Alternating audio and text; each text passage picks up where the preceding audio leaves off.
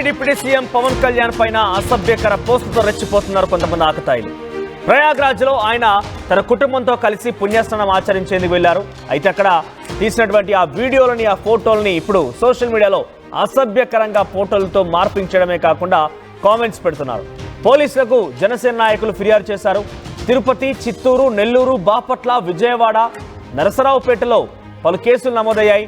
Morphing చేసిన వారిపైన కఠినంగా చర్యలు తీసుకోవాలని జనసేన నేతలు డిమాండ్ చేస్తున్నారు. చూడొచ్చు ఇక్కడ ఆర్టీవీ స్క్రీన్ పైన బహుశా ట్విట్టర్ అకౌంట్ అయి ఉంటుంది. పలు ట్విట్టర్ అకౌంట్ల వేదికగా, ఇన్స్టాగ్రామ్, ఫేస్బుక్ల వేదికగా మీమ్స్ చేయడము, ఆ ఫోటోల్ని అసభ్యకరంగా మార్చడము, తన కుటుంబాన్ని తనని ఉద్దేశించి ఇష్టానుసారంగా మనం ఆ పోస్టులను చూస్తున్నాం ఆర్టీవీ స్క్రీన్ పైన. మరీ నీచంగా ఉన్నాయి, చాలా దరిద్రంగా ఉన్నాయని కూడా చెప్పొచ్చు. అంటే సమాజంలో బహుశా ఇవి డైరెక్ట్గా మనం చెప్పలేం కూడా, కొన్ని అటువంటి పదాలను ఉపయోగించి అక్కడ ట్వీట్లు చేస్తున్నారు.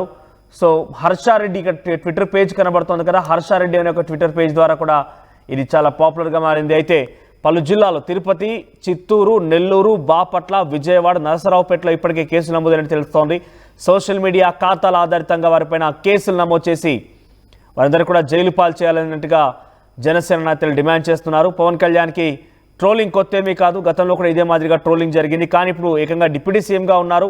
మరీ బరితెగించిపోయి ఇష్టానుసారంగా పదాలు ఏం వాడుతున్నారు, ఎటువంటి విధంగా బూతు పరజాలం ఉపయోగించి ట్రోల్ చేస్తున్నారని ఒక అర్థం కాని పరిస్థితుల్లో ఒక మతిస్థిమితం భ్రమించిందన్నట్టుగా కనబడుతోంది. వాళ్ళు ట్రోల్స్ చూస్తూ ఉంటే మరి దారుణంగా ఉన్నాయి.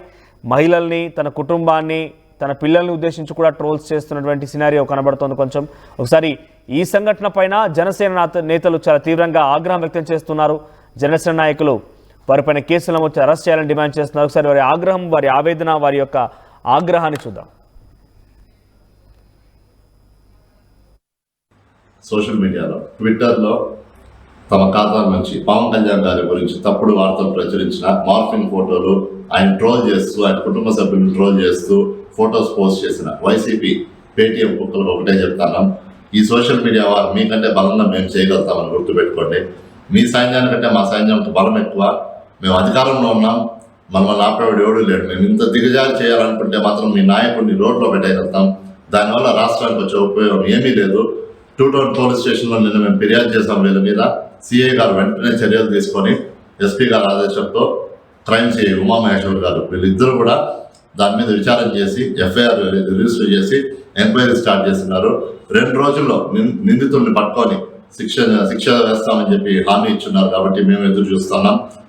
పోలీస్ డిపార్ట్మెంట్కి మీరు చూపిస్తున్న శ్రద్ధకి కృతజ్ఞతలు తెలియజేస్తూ వైసీపీ కార్యకర్తలు ఒకటే చెప్తున్నాం, మళ్ళీ చెప్తున్నాం, మీ 2.0 మీ 5.0 మా దగ్గర పనిచేయవు. మా నాయకుడు జోలికి వస్తే గుర్తుపెట్టుకోండి, సమాధానం చాలా గట్టిగా ఉంటుంది.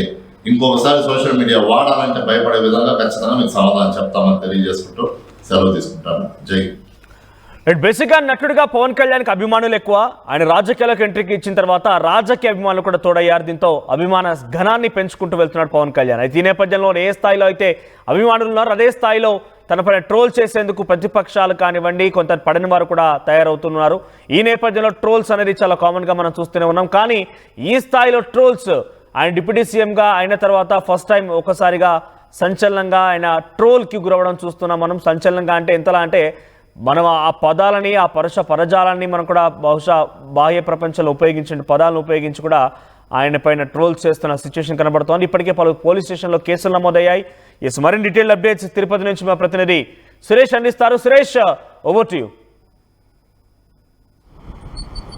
కేంద్ర రాష్ట్ర ప్రభుత్వాలు నో పోస్ట్ ఈవిల్ అంటూ అనేక మాధ్యమాల ద్వారా ప్రసారం చేస్తున్నప్పటికీ ఏదైతే మార్ఫింగ్ ఫోటోలు కావచ్చు, ఇటు సెలబ్రిటీల పట్ల, ఇటు రాజకీయ నాయకుల పట్ల వ్యంగ్యంగా లేకపోతే మనోభావాలు దెబ్బతీసేలాగా కొంతమంది ఆకతాయాలు చేసేటువంటి పోస్టులకి అనేకమైనటువంటి చర్చలు కావచ్చు, అనేకమైనటువంటి రాజకీయ దుమారం రేగుతున్నటువంటి పరిస్థితి నెలకొంది.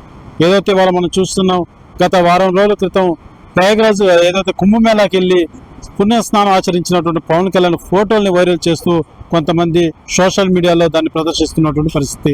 అయితే ఒకసారిగా చిత్తూరు జిల్లాలో ఏదైతే కొంతమంది ఈ యొక్క పోస్టులు పెడుతున్న నేపథ్యంలో అటు జన సైనికులు కావచ్చు, ఇటు కూటమి నేతలంతా కూడా ముక్తకాండంతో ఖండిస్తున్నారు. ఇవాళ చిత్తూరులో పోలీస్ స్టేషన్లో కేసు కూడా నమోదు చేయనటువంటి పరిస్థితి.